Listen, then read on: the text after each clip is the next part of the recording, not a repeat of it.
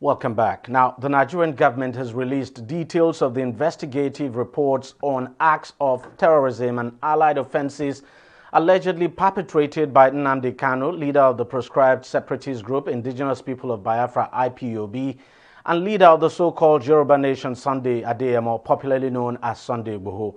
The report also contains details of the alleged sponsors and financiers of Igboho and his associates.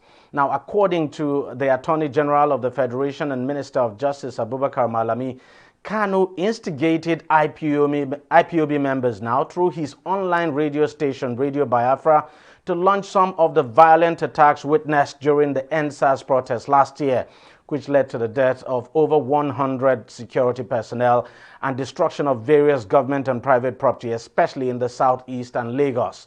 Recall that NNAMDI Kanu is currently facing trial for 7-count charges bordering on treasonable felony and terrorism. He has also pleaded not guilty to all the charges, and as we speak, he's still being held in the custody now of the Department of State Services, DSS. Now, on Sunday Igboho, the minister said the investigation was able to establish financial transactions between him and a suspected terrorism financier and another terrorism financier who is currently serving a life sentence in the United Arab Emirates. The minister also said the report was able to establish that the major financier of Igboho is a serving federal lawmaker. He, however, stopped short of mentioning the name of the lawmaker. Let's take a listen now to some of what the Minister of Justice said.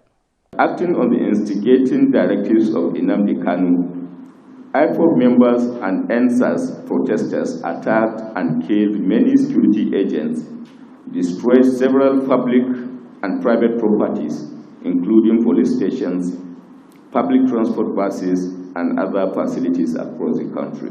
On 21st October 2020, NNAMDI Kanu, through an online call-in radio program, Radio Biafra, further instigated IPOB members to burn down all police stations and kill government security forces, which was carried out, and several security personnel, especially police officers, were killed and public and private properties destroyed.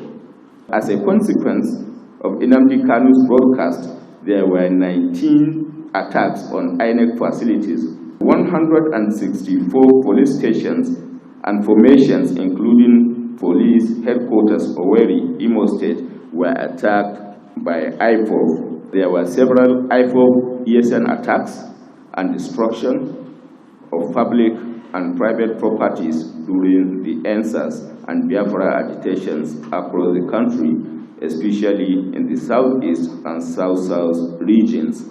Similarly, the federal government has received the report on financiers of Adeni Sunday Adeyemo, aka Sunday Igboho. The major financier of the fugitive and separatist was found to be a federal lawmaker in the National Assembly.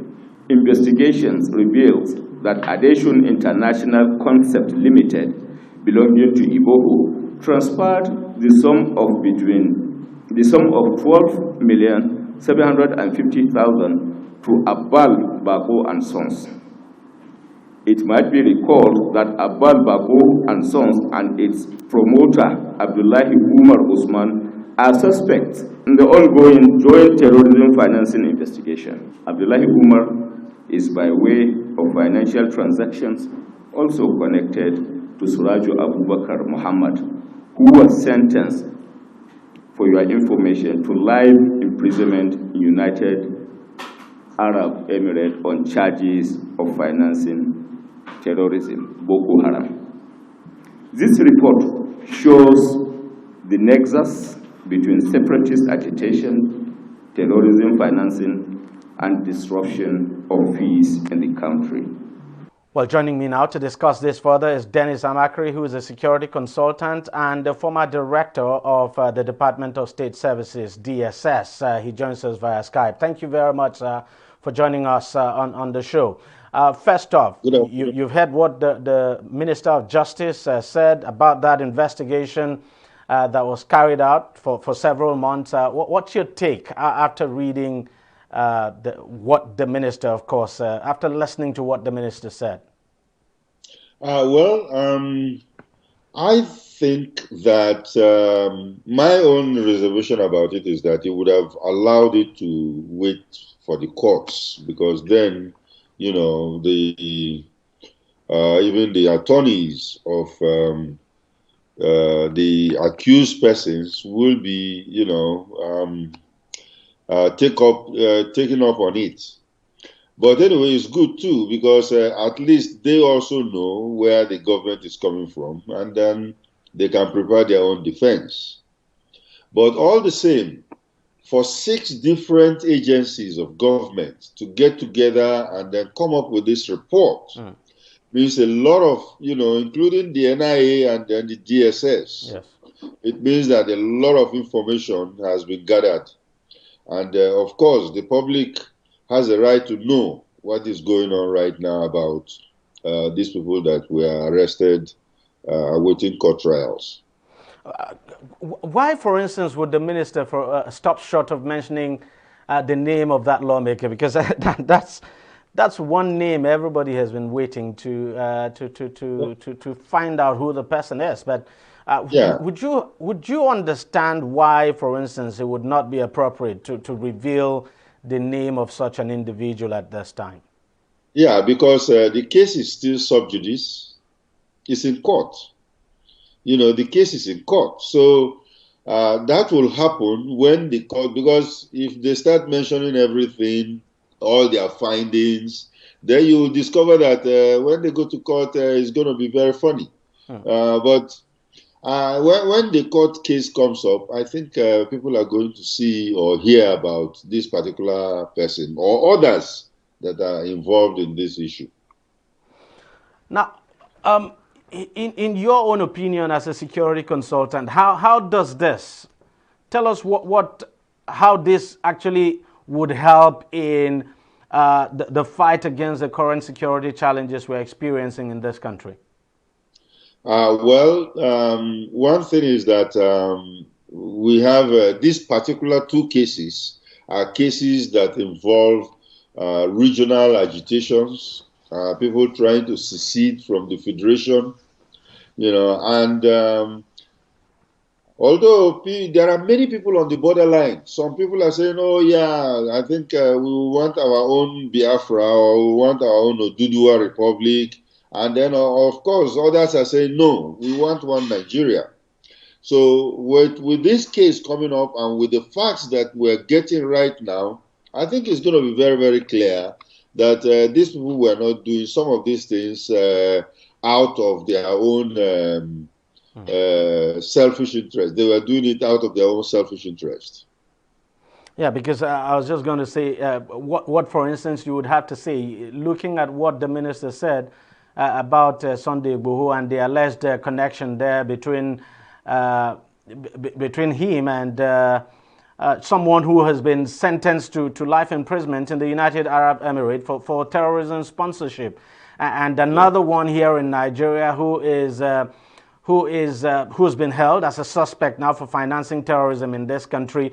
You look at the connection now, that financial transaction. I mean, what exactly does it say, for instance, about, say, secessionist struggles now and terrorism financing, so to speak? Because it would appear if the findings are anything to go by, it's like the lines are blurred.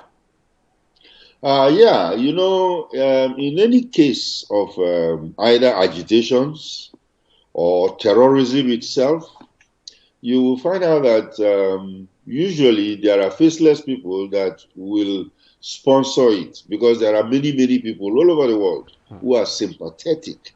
Even governments can be very sympathetic to the cause of what is happening. I remember when some years back, when Gaddafi, when he was alive, NLC was striking in Nigeria. And they've held the country for almost about 2 weeks without nobody going to work.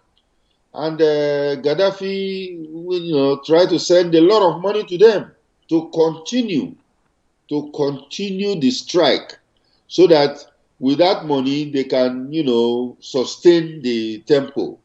So you find out that even foreign countries could be interested, and for their own selfish interest or national interest. So, of course, the blurs are going to clear out as we go to court, because the witnesses are going to be called out, and then the facts are going to be presented to the courts, which will make the judge decide finally. Would it surprise you that the IPOB, for instance, has been linked to some of the violence we saw during the NSAS campaign in 2020? Let's not also forget that during that period, there was a time when the IPOB leader actually came out on radio to claim responsibility for some of the violence we saw, but he later retracted it and said it's actually not the case.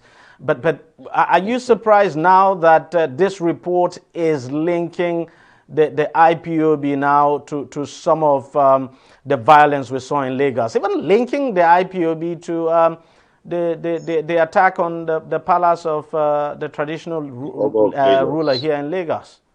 Yes, of course, because these agitators sometimes will do certain things to draw attention to themselves. And I think what they have done there was that he has been making announcements, he has been passing death sentences on people. In fact, he passed a death sentence on my governor, the River State governor, that he was putting about $10 million, was it $10 million or something like that? And he said, for anybody who will kill Governor Wike, dead or alive, or, you know, bring him to him, dead or alive. So these are the kinds of things. Maybe when he was saying it, he might just be joking, but there are people, there are foot soldiers that are taking these things very seriously. And then you can imagine the kind of destruction, burning down correctional centers, releasing their members, and then, of course, police stations, you know, killing policemen, burning the national symbols of this country, you know, like flags or the police stations and, you know, stuff like that. It tells you that, and he thought that he was free, because after all, you remember, he went to court in 2015 and was given bail, was granted bail, and he jumped the bail. If he was, you know, a person that was doing something conscientiously, he doesn't have to even run away from Nigeria. But he was, so he ran away, and then, of course, formed the Radio Biafra, with which he has been sending messages and controlling and doing certain things, even killing his own Igbos who are not in agreement with him. So I think these are things that we look forward to more revelations that will come up. All right. Just before I let you go, let me get your take very quickly now on that attack on the train now. That's the Lagos, I mean the Abuja-Kaduna rail line. It's a new one. We've never seen anything like that. So no doubt it's something very serious. But what do you think about that incident? Well, that is a pure act of terrorism. I don't like people trying to change the nomenclature by saying, oh, they are bandits, or, you know, bandits are different. Bandits are thieves. Thieves want to go and steal and to take their loot. But is there a conclusive evidence that bandits actually carried out this attack? I'm telling you now that I don't believe that they are bandits. They are terrorists, because the evidence on ground is telling us that this is a terrorist act. You know, whereby they blow up the rail line and at the same time shot at the engine, and they even try to kill the driver. So that is a pure terrorist act. And if the driver would have died and never removed that train from where it was, the next action was for them to go in there and start arresting or kidnapping or killing people who are in the train. So obviously, I mean, no doubt, it's a terrorist act. That's the way I see it as well. No, it is a terrorist act. And I think it's a new level, just like you said. It's a new level that we're going into now. And I think the Nigerian government have to do something about it, because you cannot secure rail lines. Although this 186 kilometer rail line, And but that's quite a distance too, even though it's yeah, not so long, but you it's a know, distance. there are other countries where you have thousands and thousands of rail lines all over the country. You cannot secure them, but there are certain technical things that you can put in, at least to inform the driver of some irregularities that he might encounter right in front of him. So I think they should start looking at it and see if they could install some of those things, and then of course put sensors that will not be vandalized on the rail tracks, and see how it works. Because now that they are trying to bring back the service, if they return that service without taking precautionary measures, then we are going to have another hit on that line again. And that's quite unfortunate. I mean, this is one infrastructure that we've all been very proud of, and we're even looking forward to expanding. You know, everybody is proud of this. Everybody wants to use the train, and now we have this. It's a terrible one for us. It's a terrible one for us, no doubt. Yes. And of course, it has the capacity to scare away people from using the train. Yes, because remember, the roads, they've scared people away from the roads, and people went to the train. Now they want to scare everybody away from the train, and then that means we have to go and fly, and not everybody can fly, of course. So you see, these people are taking the initiative. We don't have to follow their initiative. We have to go to the root cause. That is, in those ungoverned spaces where they are hiding, root them out and clear them out, because they are giving us a lot of problem in the country. Absolutely, I agree with you. Thank you very much, Mr. Dennis AMACHREE, for joining us on the program and for sharing your thoughts with us. Thank you for having me. All right, that's how much we can take on the program this week. We thank you very much for watching. I'll see you again next week. Bye-bye.